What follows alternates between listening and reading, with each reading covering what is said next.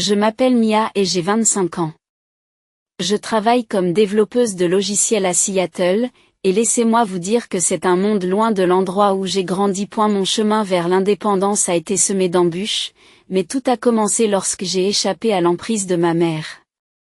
Pour comprendre où je suis aujourd'hui, il faut savoir d'où je viens. J'ai grandi dans une petite ville près de Portland, sous le joug oppressif de ma mère, Eleanor. Mon enfance a été tout sauf ordinaire. Depuis le jour où j'ai pu me souvenir, ma mère a contrôlé tous les aspects de ma vie. Il n'y avait pas d'argent de poche, pas de soirée pyjama avec des amis, et certainement pas de place pour la rébellion. Et si je faisais quelque chose qu'elle considérait comme mal, la punition était sévère. Parfois, je ne dînais pas, parfois je perdais l'accès aux choses que j'aimais. La liberté dont je voyais les autres enfants jouir était un rêve lointain pour moi. Même si j'excellais à l'école. Ma mère était toujours là, me poussant dans les directions qu'elle jugeait les meilleures. Elle choisissait l'université que je devais fréquenter, insistant sur le fait que c'était celle qui correspondait le mieux à mon avenir, en dépit de mes propres préférences. Je voulais étudier dans une ville dynamique, mais elle insistait pour que j'aille dans un établissement plus petit et plus proche de chez moi. J'avais l'impression qu'elle était déterminée à me garder sous sa coupe, quoi qu'il arrive. Mais c'est à l'université que j'ai entrevu pour la première fois la possibilité d'être libre. J'ai réussi à prendre des décisions par moi-même et, après avoir obtenu mon diplôme, j'ai saisi l'occasion de déménager à Seattle. J'ai décroché un emploi dans une grande entreprise technologique et, pour la première fois de ma vie, j'ai eu l'impression de vivre enfin pour moi-même. J'ai trouvé un appartement confortable dans un immeuble situé non loin du centre-ville. C'était petit. Mais c'était le mien, et je m'y sentais comme dans une forteresse d'indépendance. La vie à Seattle a été un changement exaltant. Je me délectais des petites choses, allant à pied au travail, choisissant mes propres courses et fixant mon propre emploi du temps. Les premiers mois ont été tout à fait normaux, mais j'ai commencé à remarquer de petites choses qui me semblaient anormales. Des appels téléphoniques étranges, des messages bizarres, rien de concret, mais cela me troublait. J'ai mis cela de côté, mettant cela sur le compte de la paranoïa due à mon passé trop contrôlé. Puis, un soir, mon voisin, Monsieur Carter, a frappé à ma porte. Il est graphiste et un peu plus âgé que moi, avec un comportement aimable et un physique svelte. Mia, je peux te parler une minute, demande-t-il, la voix empreinte d'inquiétude. Bien sûr, Monsieur Carter. Qu'est-ce qu'il y a ? Répondis-je en essayant de cacher ma nervosité. Il a l'air inquiet. Je viens de voir quelqu'un agir de façon suspecte autour de son appartement. J'ai pensé qu'il fallait que vous le sachiez. Ils essaient peut-être d'entrer chez elle. Mon cœur s'emballe. Je n'avais rien remarqué d'anormal, mais l'idée d'un intrus me donnait des hauts le cœur. Tu es sûr ? Je veux dire, il pourrait s'agir de quelqu'un qui ne fait que passer. J'en suis sûr. J'ai pensé que tu devais vérifier, dit-il fermement. Mon esprit s'est mis à tourner en rond tandis que je déverrouillais la porte de mon appartement et que je pénétrais à l'intérieur. Tout semblait en place, mais mon anxiété était à son comble. Alors que j'étais sur le point de me détendre, j'ai vu quelque chose du coin de l'œil. Un sac à main qui n'était certainement pas le mien. Il s'agissait d'un sac de marque élégant, qui n'avait pas l'air à sa place. J'étais sur le point d'appeler la police lorsque j'ai remarqué une note à l'intérieur du sac. Mes mains ont tremblé lorsque je l'ai déplié. C'était un message de ma mère. Je suis désolée, Mia. Il fallait que je vienne. Je t'ai observé. J'avais besoin de savoir si tu allais bien. Mon souffle s'est arrêté dans ma gorge. Je n'arrivais pas à y croire. Ma mère, Eleanor, était dans mon appartement. J'ai ressenti un élan de colère et de trahison. Comment m'avait-elle trouvé ? Le sac à main était un cadeau qu'elle m'avait offert, parmi tant d'autres au fil des années. Je n'y avais pas prêté attention, mais je me suis rendu compte qu'il était équipé d'un dispositif de repérage caché. Elle surveillait chacun de mes mouvements. Je me suis tourné vers Monsieur Carter, qui m'avait suivi dans l'appartement. Ma mère me suit à la trace. Elle a dû mettre un dispositif dans ce sac. Je ne peux pas croire qu'elle ait envahi ma vie privée de la sorte. Le visage de Monsieur Carter était rempli de sympathie. Je suis vraiment désolé, Mia. C'est une énorme atteinte à la vie privée. Vous ne méritez pas cela. Je dois la confronter. Dis-je, la voix tremblante. Elle n'a pas le droit de faire ça. Je savais que je devais agir vite. Les prochaines étapes étaient cruciales. C'était plus qu'un simple abus de confiance. C'était le moment où je devais décider si je laissais le contrôle de ma mère se poursuivre. Ou si j'allais prendre position pour ma propre vie. Alors que je préparais ma confrontation avec elle, un mélange de peur et de détermination m'envahissait. Je savais que l'affronter serait douloureux, mais c'était une étape nécessaire pour me libérer de son ombre. Et la liberté que j'avais embrassée avec tant d'enthousiasme à Seattle semblait désormais menacée. Et je devais prendre le contrôle de ma vie une fois pour toutes. Et la découverte du dispositif de repérage caché de ma mère m'a laissé pantois. Je n'arrivais pas à croire qu'Eleanor avait franchi une telle limite.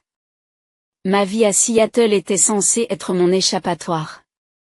Ma chance de respirer librement loin de son contrôle écrasant. Mais sa présence était un rappel glaçant que j'étais toujours lié à elle. Le lendemain, j'ai pris une grande inspiration et je me suis rendu à l'adresse indiquée pour elle. Elle logeait dans un petit appartement délabré, non loin de l'endroit où j'avais grandi. Ce n'était pas luxueux, mais c'était suffisant pour elle. En arrivant devant sa porte, mon cœur battait la chamade. J'ai frappé, après un long moment, elle m'a ouvert. Mia, dit-elle, sa voix trahissant un mélange de surprise et de culpabilité. Je ne t'attendais pas. Je suis entrée, ma colère à peine contenue. Tu ne m'attendais pas? Tu m'as suivi à la trace avec un appareil caché et tu es surprise. Son visage rougit. Je voulais juste m'assurer que tu étais en sécurité. Je ne voulais pas. Je ne voulais pas envahir ma vie privée. Je l'ai interrompu, la voix tremblante. Tu as suivi chacun de mes mouvements, maman. Ce n'est pas seulement une question de sécurité. C'est du contrôle. Tu ne m'as jamais laissé être libre. Les yeux d'Eleanor se remplissent de larmes, mais elle reste sur la défensive. J'ai tout fait pour toi. J'essayais seulement de te garder près de moi pour t'aider. M'aider? Faillis-je crier.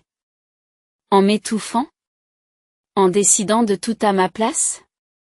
J'ai 25 ans, maman. Je suis une adulte. J'ai besoin de vivre ma propre vie. Ses larmes ont débordé. Je suis désolée, Mia. Je n'ai pas su comment lâcher prise. J'ai fait des erreurs, mais je ne savais pas comment les réparer. Je les regardais fixement. Avec un mélange de pitié et de frustration. Tu n'es pas seulement en train de t'excuser de m'avoir traqué. Tu dois comprendre à quel point ton contrôle est profond. C'est alors qu'elle m'a révélé une chose à laquelle je ne m'attendais pas. J'ai eu des difficultés financières. Je voulais te demander de l'aide, mais je ne savais pas comment faire. Cet aveu m'a fait l'effet d'un coup de poing dans le ventre. Tu allais me demander de l'argent? Après m'avoir espionné, Eleanor acquiesce, sa voix dépassant à peine un murmure. Je me suis endettée, j'ai dépensé plus que je n'aurais dû. J'ai pensé qu'en gardant un œil sur toi, je pourrais peut-être trouver un moyen d'arranger les choses. J'ai senti une rage froide monter en moi. Tu m'as espionné pour savoir comment me soutirer de l'argent? C'est ignoble. Tu m'as manipulé et contrôlé pendant des années. Et maintenant, tu veux utiliser ton intrusion pour résoudre tes problèmes. Elle a essayé de me tendre la main, ses mains tremblaient. Mia. Je t'en prie. Je ne voulais pas que les choses en arrivent là. Je suis juste.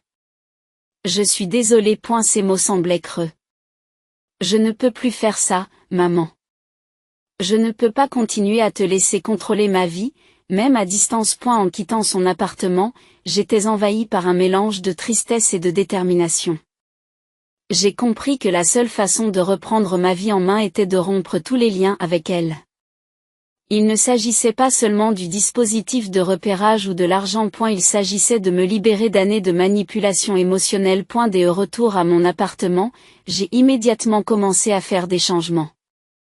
Je me suis procuré un nouveau téléphone et j'ai mis en place des mesures de sécurité supplémentaires pour éviter toute nouvelle atteinte à ma vie privée. J'ai commencé à chercher un nouvel endroit où vivre, le plus loin possible d'elle.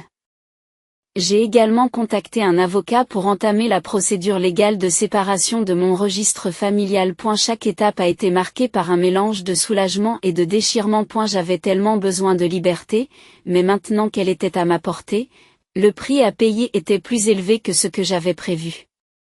Il ne s'agissait pas seulement d'échapper à l'emprise de ma mère. Il s'agissait de reconstruire mon sentiment d'identité et d'autonomie. Lorsque j'ai commencé à emballer mes affaires et à préparer le déménagement, Monsieur Carter a été une source de soutien surprenante.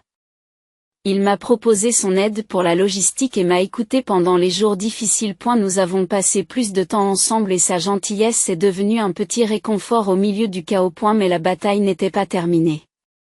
Plus j'en apprenais sur l'étendue de la manipulation de ma mère, plus je réalisais à quel point l'influence était profonde. Ces actions n'avaient pas seulement eu un impact sur ma vie personnelle, mais aussi sur la façon dont je voyais les relations et la confiance. Et la confrontation avec Eleanor n'était que le début. J'étais sur le point d'entamer un voyage de découverte de soi et de guérison, et bien qu'il soit intimidant, il était également nécessaire. Et la lutte pour mon indépendance ne faisait que commencer et je savais que le chemin à parcourir serait semé d'embûches. Les jours qui ont suivi ma confrontation avec Eleanor ont été marqués par un flot d'activités et d'émotions. J'ai emménagé dans un nouvel appartement, loin de la petite ville près de Portland où j'avais grandi. Mon nouvel appartement représentait un nouveau départ, un endroit où je pouvais enfin sentir que je contrôlais ma propre vie. Mais même si je m'installais dans mon nouvel environnement, le poids de tout ce qui s'était passé persistait. Le nouvel appartement était moderne, avec de grandes fenêtres qui laissaient entrer beaucoup de lumière. Elle était différent des espaces exigus dans lesquels j'avais vécu auparavant, et je ressentais un étrange mélange d'excitation et d'appréhension. Le déballage a été thérapeutique, me donnant l'occasion de réfléchir au chemin parcouru. Mais en fouillant dans mes affaires, je me suis souvenu de la façon dont Eleanor s'était immiscée dans chaque recoin de ma vie. Et la séparation légale d'avec ma mère a été une étape importante. C'était à la fois libérateur et douloureux de savoir que c'était la dernière étape de notre relation compliquée. L'avocat m'a assuré qu'il s'agissait d'une procédure normale, mais j'ai eu l'impression de mettre un terme définitif à un chapitre que j'avais lutté pour clore pendant des années. Pendant cette période, Monsieur Carter a été une présence constante. Il m'a apporté un soutien incroyable, m'aidant à déménager et m'offrant une épaule sur laquelle m'appuyer. Nous passions des soirées à parler de tout et de rien, son attitude calme offrant un contraste bienvenu avec le chaos que j'avais traversé. Nos conversations me rappelaient que tout le monde dans ma vie n'essayait pas de me contrôler. Un soir, alors que nous étions assis dans mon nouvel appartement, Monsieur Carter a abordé un sujet que j'avais évité. « Vous avez traversé beaucoup d'épreuves ces derniers temps », m'a-t-il dit gentiment. Comment tenez-vous le coup? J'ai regardé autour de moi. Mon regard s'est posé sur les espaces vides où se trouvait mon ancienne vie. Ça a été un vrai tourbillon. J'ai l'impression de pouvoir enfin respirer à nouveau, mais c'est aussi difficile d'oublier tout ce qui s'est passé. Il acquiesce, la compréhension se lit dans ses yeux. C'est beaucoup à digérer, mais tu t'en sors très bien. Ce nouvel endroit, les changements. Tu reprends ta vie en main. J'ai apprécié ces paroles. C'était un soulagement de parler à quelqu'un qui n'essayait pas de me manipuler ou de contrôler mes décisions. Le soutien de Monsieur Carter a dépassé mes attentes et m'a permis de voir qu'il pouvait y avoir un côté positif à tous ces bouleversements. Au fil des semaines, j'ai commencé à établir une routine dans mon nouvel appartement. J'ai commencé à travailler sur des projets personnels que j'avais négligés pendant des années, des choses qui me rendaient heureuse et me permettaient de m'exprimer. J'ai également commencé à renouer lentement avec des amis que j'avais perdus de vue, trouvant du réconfort dans leur soutien et leur compréhension. Malgré ces progrès, je n'ai pas pu échapper complètement à l'ombre de mon passé. Il m'arrivait de recevoir des messages d'Eleanor, me suppliant de lui pardonner ou me demandant des nouvelles de ma vie. À chaque fois, je ressentais un sentiment de culpabilité. Mais je savais que répondre ne ferait que me replonger dans la tourmente que j'avais essayé tant bien que mal de fuir. Un jour, alors que je préparais le dîner, Monsieur Carter est venu m'aider. Nous parlions de mon nouveau travail lorsqu'il m'a soudain demandé « Avez-vous déjà pensé à ce qui vous attend ?» J'ai réfléchi à sa question et je me suis dit qu'il ne s'agissait pas seulement de partir loin de tout. Je suis encore en train d'y réfléchir. J'ai tellement cherché à échapper à ma mère et à son emprise que je n'ai pas vraiment réfléchi à ce que je voulais faire de ma vie maintenant. Il sourit doucement. Cela vaut peut-être la peine de réfléchir à ce que tu veux pour toi-même, et pas seulement à ce que tu veux fuir. Vous avez fait un grand pas. Quelle est sa vision de votre avenir? Ces paroles ont touché une corde sensible en moi. Je me suis rendu compte qu'alors que je m'efforçais d'échapper à mon passé, je n'avais pas passé beaucoup de temps à réfléchir à ce que je voulais pour l'avenir. L'idée de créer un avenir basé sur mes propres désirs était à la fois exaltante et intimidante. Ce soir-là, alors que j'étais assise seule dans mon nouvel appartement, j'ai commencé à rêver de l'avenir. J'ai réfléchi au type de vie que je voulais construire, pas seulement l'absence de l'influence de ma mère, mais une direction positive pour moi-même. C'était une nouvelle forme de liberté, qui s'accompagnait de son lot de défis, mais aussi d'une promesse de croissance et de découverte de soi. J'y commençais à comprendre que reprendre ma vie en main ne signifiait pas seulement se libérer de l'emprise de ma mère. Il s'agissait de construire quelque chose de nouveau et de significatif pour moi-même. Et bien que le voyage soit loin d'être terminé, j'ai ressenti un sentiment d'espoir et de possibilité que je n'avais pas ressenti depuis des années. Au fil des semaines et des mois, j'ai commencé à faire preuve d'un optimisme prudent. Mon nouvel appartement commençait à me sembler familier et ma routine se mettait enfin en place. J'y m'étais concentré sur mon développement personnel et sur le rétablissement de mes liens, mais il restait encore une chose à régler, la confrontation finale avec Eleanor. Un après-midi, alors que je profitais d'un moment de calme avec une tasse de café, j'ai reçu un nouveau message d'Eleanor. Il était semblable aux autres, se félicitant d'une réconciliation et faisant allusion à ses problèmes financiers. J'ai regardé le message, un mélange de colère et de tristesse bouillonnant en moi. Il était clair qu'elle essayait encore de me tendre la main. Mais j'avais pris ma décision. Je ne pouvais pas la laisser revenir dans ma vie. Carter était devenu plus qu'un simple voisin compréhensif. Il était devenu un véritable ami.